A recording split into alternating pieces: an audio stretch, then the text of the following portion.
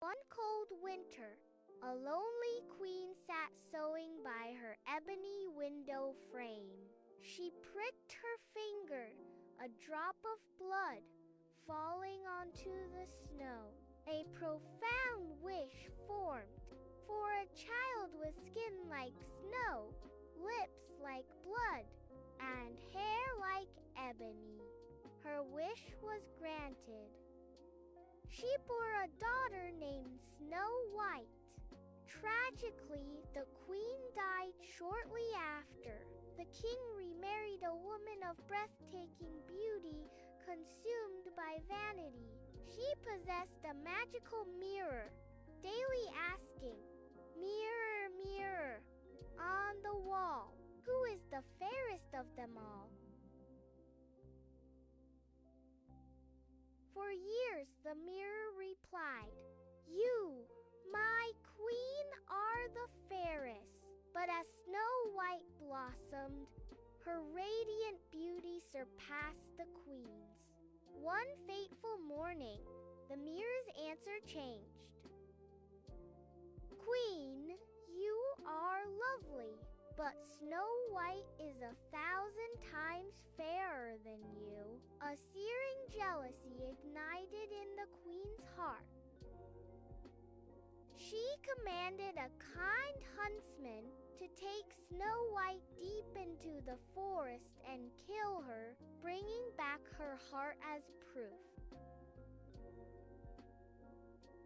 The huntsman, unable to harm the innocent girl, tearfully urged Snow White to flee. To appease the queen, he slew a wild boar and presented its heart. Lost and terrified, Snow White wandered through the dense, whispering woods. Just as despair set in, she stumbled upon a charming tiny cottage. Inside, everything was miniature and orderly. 7 tiny plates, 7 little mugs, and 7 neatly made beds. Exhausted, she ate a little from each plate and, finding one bed, fell into a deep sleep.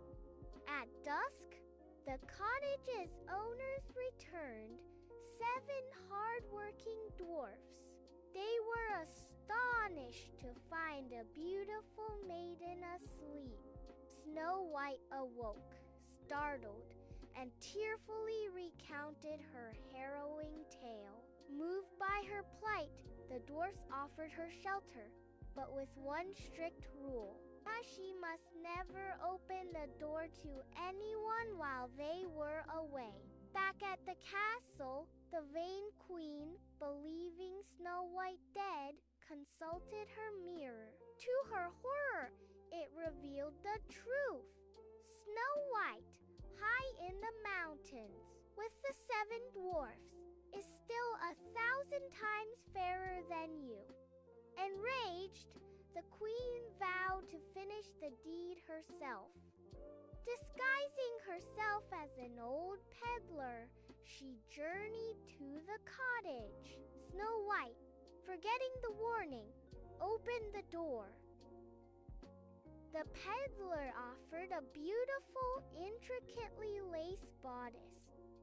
As the queen tightened the laces, Snow White gasped and fainted. The dwarfs returned just in time, cut the suffocating laces, and revived her. Undeterred, the queen tried again, disguised as a different old woman, offering a glittering poisoned comb. Snow White, again forgetting her promise, allowed the woman to comb her hair. The moment the comb touched her scalp, she fell unconscious. Once more, the dwarfs arrived, discovered the comb, pulled it out, and Snow White slowly came back to life. Finally, the queen crafted a magnificent deadly apple. One side was pristine white, the other a tempting violet. vibrant red. Disguised as a farmer's wife, she approached the cottage. Snow White, wary, refused the apple. To prove it safe, the queen bit into the white side. Convinced, Snow White bit into the luscious red side. Instantly, the poison took hold and she fell, seemingly dead. The dwarfs, finding Snow White lifeless, were inconsolable. They fashioned a magnificent glass coffin adorned with gold and placed her gently inside, carrying it to a peaceful forest hill. There, they kept a constant vigil, for she still looked as if she were merely sleeping. One day, a handsome prince, riding through the forest, he saw the radiant maiden in the glass coffin. Captivated, he learned her tragic story and pleaded to take the coffin to his castle, promising to honor her. Reluctantly, the dwarfs agreed.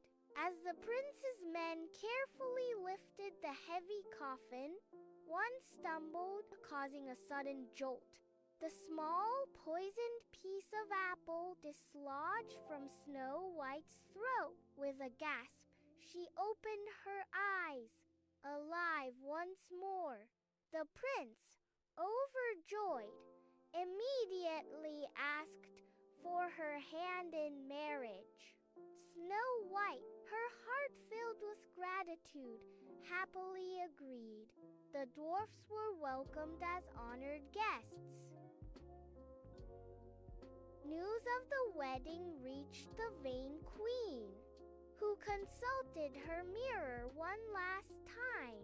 Snow White, it declared, is now queen, and 1,000 times fairer than you. Overcome with rage, the queen attended the wedding in disguise. Upon seeing the radiant bride, she recognized Snow White and, consumed by her own evil, turned and fled, never to be seen again.